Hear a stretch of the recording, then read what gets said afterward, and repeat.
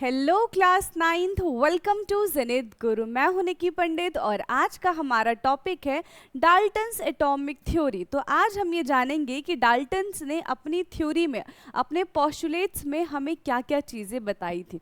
Okay, तो ये जो सारी लाइन यहाँ पे लिखी हुई है ना, ये आप ही की एनसीईआरटी की बुक से ली गई है। सो फर्स्ट पोस्टुलेट्स है यहाँ पे, all matter is made up of very tiny particles called atom. हर एक मैटर छोटे पार्टिकल से मिलके बना है और सबसे छोटा जो पार्टिकल है उसको क्या कहते हैं हम? एटम कहते हैं। यानी कि अगर मैं कहूँ कि इस पेन को हमें तोड़ना है, ठीक है, तो आपके अकॉर्डिंग क्या होगा? इसका जो सबसे छोटा पार्टिकल होगा, मतलब इसको तोड़ोगे, इसका जो सबसे छोटा पार्ट होगा, आप बोलोगे बस इससे ज़्यादा हम इसको ब्रेक नहीं कर सकते, ठीक है। बट डाल्टन ने क्या कहा कि वो जो छोटा सा पार्टिकल होगा ना, उसके अंदर भी एक चीज़ प्रेजेंट है, वो क्या है? एटम। एटम से कोई छोटी चीज़ नहीं हो सकती, चाहे किसी भी पार्टिकल को हम ब्रेक करके देख ले, किसी भी मैटर को हम ब्रेक करके देख ले। विच पार्टिसिपेट इन केमिकल रिएक्शन। वो जो एटम है वो केमिकल रिएक्शन में पार्टिसिपेट करता है, ठीक है। किसी भी चीज़ को तोड़ोगे, किसी भी मैटर को तोड़ोगे, सबसे छोटा पार्टिकल कौन सा आएगा? वो एक एटम आएगा। फिर atom are indivisible particle which can not be created not be destroyed in a chemical reaction. Atom एक अनडिविजिबल पार्टिकल है, ठीक है, इनडिविजिबल पार्टिकल। इसको हम ब्रेक नहीं कर सकते, इसको हम क्रिएट नहीं कर सकते, इसको हम डिस्ट्रॉय नहीं कर सकते, ठीक है। ये कैसा है? इंडिविजुअल पार्टिकल है। Now atom of a given element are identical in mass and chemical properties. जो भी आपको एलिमेंट्स गिवन है, ठीक है, हर एक एलिमेंट्स की अपनी आइडेंटिकल मास होती है, अपनी आइडेंटिकल प्रॉपर्टी होती है, ऐसा इन्होंने कहा था।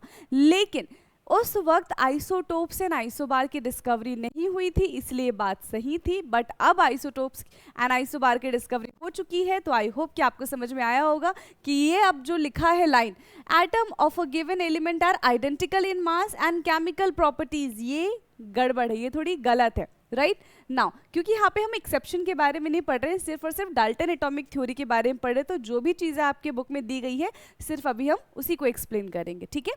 Atom of different element have different masses and different chemical properties. जो अलग अलग एलिमेंट्स हैं उनकी अलग अलग प्रॉपर्टीज होती हैं, ठीक है, उनके अलग अलग मास होते हैं, उनके अलग अलग केमिकल प्रॉपर्टीज होते हैं। Atom combine in a ratio of a small whole number to form a compound. Atom क्या होते हैं? कंबाइन होते हैं एक होल रेशियो में, जो सबसे छोटी रेशियो होती है। मतलब ऐसा नहीं कि 75 102 के रेशियो में वो चीज़ें बन रही हैं, 1:2, ठीक है, 3:4। तो ऐसे एक होल नंबर रेशियो में एटम्स जो होते हैं, एलिमेंट्स जो होते हैं, वो कंबाइन होते हैं और कंपाउंड का फॉर्मेशन करते हैं, ठीक है ना। The relative number and the kind of atom are constant in a given compound. इसका क्या मतलब है?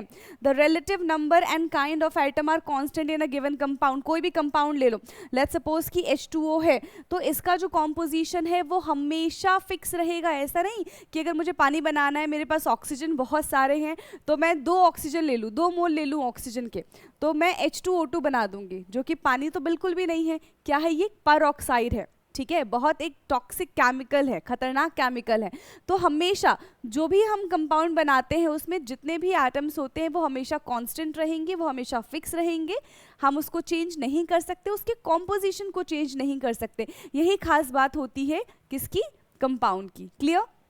तो ये सारे के सारे पोस्टुलेट्स थे डाल्टन्स के। आई होप कि ये सारे पोस्टुलेट्स आपको समझ में आए होंगे।